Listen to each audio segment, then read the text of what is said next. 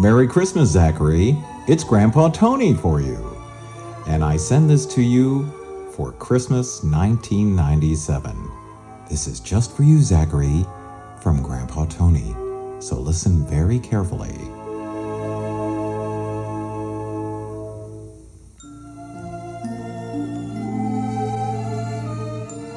Twas the night before Christmas, when all through the house not a creature was stirring, not even a mouse.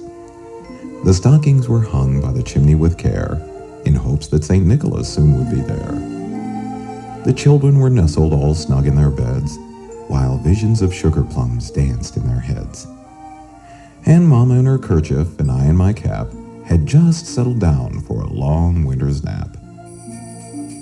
When out on the lawn there arose such a clatter, I sprang from my bed to see what was the matter. Away to the window I flew like a flash, tore open the shutters and threw up the sash. The moon on the breast of the new-fallen snow gave a luster of midday to objects below, when what to my wondering eyes should appear but a miniature sleigh and 8 tiny reindeer. With a little old driver so lively and quick, I knew in a moment it must be St. Nick. More rapid than eagles his coursers they came, and he whistled and shouted and called them by name.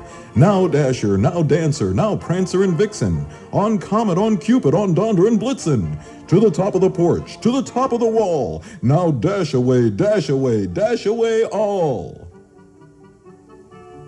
As dry leaves that before the wild hurricane fly, when they meet with an obstacle mount to the sky, so up to the housetop the coursers they flew, with a sleigh full of toys, and St. Nicholas too. And then in a twinkling I heard on the roof the prancing and pawing of each little hoof.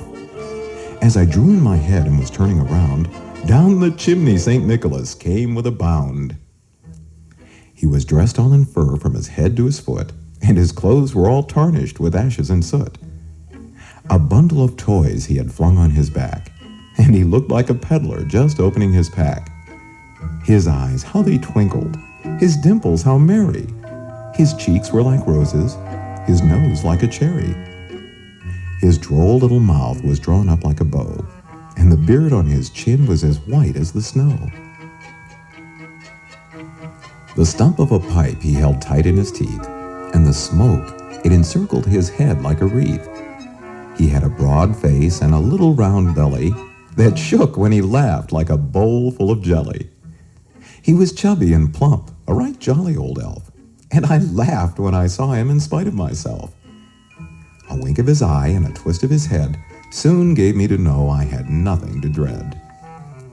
He spoke not a word, but went straight to his work, and filled all the stockings, then turned with a jerk, and laying his finger aside of his nose, and giving a nod, up the chimney he rose. He sprang to his sleigh, to his team gave a whistle, and away they all flew like the down of a thistle. But I heard him exclaim as he drove out of sight, "Happy Christmas to all, and to all a good night."